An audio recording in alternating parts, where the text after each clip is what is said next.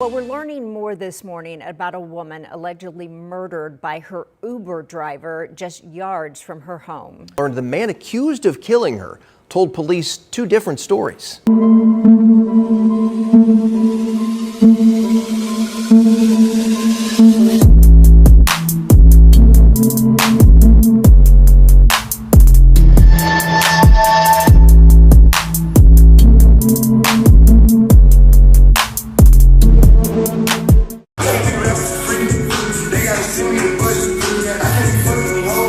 Chanti Dixon had a presence that couldn't be ignored. At 30 years old, she was the kind of person who announced herself not out of vanity, but out of pure, unfiltered joy. When she entered a room, everyone knew it. Hey y'all, she'd call out, her voice carrying warmth that wrapped around her children, her siblings, her nieces and nephews like a blanket. Her mother, Chanti Dixon, would later describe her eldest daughter as a shining star, someone who had been caring and loving since the day she was born. Chanti was selfless to a fault, the kind of person who would put herself in difficult situations just to help a friend. She was a true friend to everyone who knew her. In the late summer of 2024, Chanti had recently moved into a modest home on Earhart Street on Indianapolis's near southeast side. It was a fresh start for her and her two children, 13-year-old Dashan and 10-year-old Chianti. The neighborhood was quiet, the kind of place where a mother could feel safe raising her kids. Her neighbor, Javona Hines, remembered her as a good woman who kept to herself, focused on her children and her little dog. Chanti worked nights at a club on the city's west side. The hours were long, the work demanding, but she did what she needed to do to provide for her family. Despite the late shifts and exhausting schedule, she never let her children doubt how much she loved them. She made sure they knew, every single day. Welcome to Unseen True Crime Stories, where the darkest secrets and untold cases come to light. Consider subscribing and tapping the notification bell. That way, you won't miss our next true crime story. September 8th, 3:34 a.m. The night of September 7th rolled into the early morning hours of September 8th like any other weekend shift. Chanti finished work around 3:30 a.m., tired but ready to get home to her kids. She pulled out her phone and opened the Uber app, requesting a ride from the 2300 block of West 16th Street. At 3:34 a.m., the request was accepted. A driver was on his way. The ride included one stop along Washington Street before heading to her home address on Earhart Street. Everything seemed routine. The driver was polite enough. Chanti, appreciative of the service and perhaps hoping for good karma, added a $5 tip before the ride was marked complete around 4:05 a.m. That tip, a small gesture of gratitude, would become a haunting detail. It suggested that up until that point, Chanti felt safe. She had no reason to believe this ride would be any different from the dozens of others she'd taken before, but Chanti Dixon never walked through her front door that morning. Her phone went silent. Her children waited. Her mother tried calling again and again, each unanswered ring amplifying her worry. By Monday afternoon, September 9th, Rideshare Dixon knew something was terribly wrong. Her daughter always answered, always checked in. The silence was deafening. At approximately 1:00 p.m. on Monday, September 9th, Indianapolis Metropolitan Police Department officers responded to a call in the 1800 block of Wagner Lane, near East Raymond Street and South Sherman Drive. Someone had found a body near a wooded area at the dead end of the street. When officers arrived, they encountered a scene that would shake even seasoned investigators. A woman lay deceased outside a home, her body partially concealed near the tree line. She was naked. She had been shot multiple times with visible gunshot wounds that indicated violence and brutality. The location was chilling in its proximity, less than 1,000 feet from Chanti's own home on Earhart Street. She had been so close to safety, so close to her children sleeping in their beds, unaware their mother would never return. A woman at the scene approached the officers, her face stricken with grief and disbelief. She told them the victim was her daughter, who had been missing since early Sunday morning. It was Rideshare Dixon, and the body before them was Chanti. Police began processing the scene immediately. Near the body, investigators discovered two cell phones, both belonging to the victim. Rise provided the passcodes, unlocking not just the devices, but the digital trail that would lead them to the killer. Well, we're learning more this morning about a woman allegedly murdered by her Uber driver just yards from her home. Metro Police now tell us that Uber driver allegedly confessed to that murder.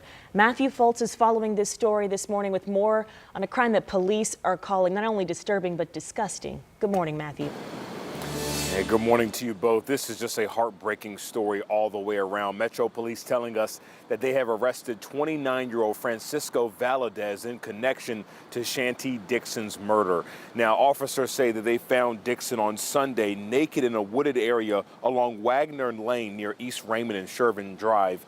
She was found with gunshot wounds and pronounced dead at the scene. According to court documents, Dixon had ordered an Uber after she got off work around 3:30 Sunday morning. Police say Valadez gave investigators conflicting statements before admitting to shooting Dixon in the head while he was trying to have sex with her in the back of his car. Police also claims Dixon made him mad with something she said before shooting her. This is disgusting, it's disturbing, and we, Ms. Dixon especially, her family, no one deserves to be treated this way in our community, and I am so sorry to her family that we're here today. Now, Valadez is under arrest right now on a preliminary murder charge. Investigators are also asking anyone that may have encountered him on a rideshare to come forward. We also reached out to Uber, and they tell us that Valadez has been banned from their rideshare service. Meanwhile, Julia and Jalea, coming up at 5:30, you'll hear more from neighbors living in that community and more about who Dixon was. In modern criminal investigations, technology is both witness and evidence. Say 29-year-old Uber driver Francisco Valadez drove Dixon to the scene Sunday morning. Valadez told police he initially attempted to have sex with Dixon in the back of his car, but he got angry with her. He later admitted to police he shot her in the head in his car, then hid Dixon's body behind the concrete barrier. He also said he tried to have sex with her again. Dixon was found naked with a sweatshirt pulled over her head and arms, lying on her stomach. Chanti's phones contained the crucial information detectives needed.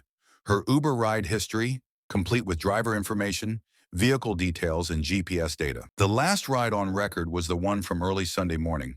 The driver was identified as 29-year-old Francisco Valadez. Records showed he had picked up Chanti at 3:34 a.m., made one stop, and completed the ride near her home address at 4:05 a.m. The system showed Chanti had tipped him $5. Detectives quickly obtained Valadez's information and located him at a residence in the 4400 block of Aristocrat Circle near East 46th Street and North Mithoefer Road. Less than 24 hours after Chanti's body was discovered, police were knocking on his door. The investigation was moving with remarkable speed, but the horror of what had happened to Chanti was only beginning to emerge. Indianapolis Metropolitan Police Chief Chris Bailey would later call the act disgusting and disturbing, emphasizing that no one deserved to be treated the way Chanti had been. Assistant Chief Catherine Cummings, speaking both as a law enforcement official and as a woman, noted the particular impact of this crime. Women, girls, mothers have a right to exist freely in our community without fear of something heinous happening to them. But for Rise Dixon and her grandchildren, those words offered little comfort. Chanti was gone, and the questions of how and why were about to be answered in the most devastating way possible. The man accused of killing her told police two different stories. That's right. According to court documents, the Uber driver tried to tell police originally that a man tried robbing Chanti Dixon before shooting her in the thigh. But later he would admit to shooting Dixon in the head in the backseat of his car after trying to have sex with her. It was just beyond these concrete barriers where police say they found Dixon's body on Monday. IMPD says Francisco Valadez picked Dixon up around 3:30 Sunday morning to take her home when he allegedly shot and killed her. Neighbors say Dixon lived less than 100 yards away from where her body was found and that she just moved in about a week ago. It affects us a lot because now it's like we don't know. You know what I'm saying? And most of the girls out here are single moms and stuff. There's not a man figure there. So, you know, and some of them come in late at night. You know, it's disturbing to know that it's not even safe to even come home anymore. It's kind of disturbing. Also developing tonight, we're hearing from the family of a young mother who police say was shot and killed by her Uber driver. Police believe the shooting happened on Indy Southeast Side as she was coming home from work Sunday morning. Our Chase Howe joins us in studio tonight after speaking with her family. And they told you they knew something was up when they didn't hear from her. Yeah, Dustin, Felicia, Chanti Dixon's mom says she always checked in with her, so when she couldn't get a hold of her, she filed a police report with IMPD that next day, never thinking her daughter would end up dead. As Risa Dixon lights her cigarette, she begins to cry when thinking about her daughter, Chanti. My heart is saying that she's gonna walk through the door, say, "Hey, mama, what y'all doing?" That's what my heart's saying, but I know she not gonna physically walk through the door. She always say, "Ma, you know you my best friend." And I'm like, "Girl, yeah, I know. And you my best friend." Chanti was also a mother, an aunt, and the oldest of her siblings. You could not miss her presence because she was going to let you know when she come through the door. And when I say, "Hey, y'all, hey, y'all." And she made sure that her kids, her nieces, her nephews, her sisters, her brother, they knew that she loved them. Dixon says Chanti not only left an imprint on those she met, but also left them feeling loved. She was so selfless, so selfless. She would put herself in dumb positions just to help her friends out. So take that selfless and take that love. Y'all want to remember her, y'all get a heart. Y'all get a heart and show the love. Because that's what she would have wanted and that's what she would have did. Rise Dixon had raised Chanti to be strong, to be independent, to light up the world around her. Now she stood in the unbearable position every parent dreads, identifying her child's body, answering investigators' questions, trying to make sense of the senseless. The grief was suffocating, but there were practical matters to address. Chanti's children needed to be told. Funeral arrangements had to be made. The family needed answers. As detectives interviewed Valadez, the story began to unfold, but not truthfully, not at first.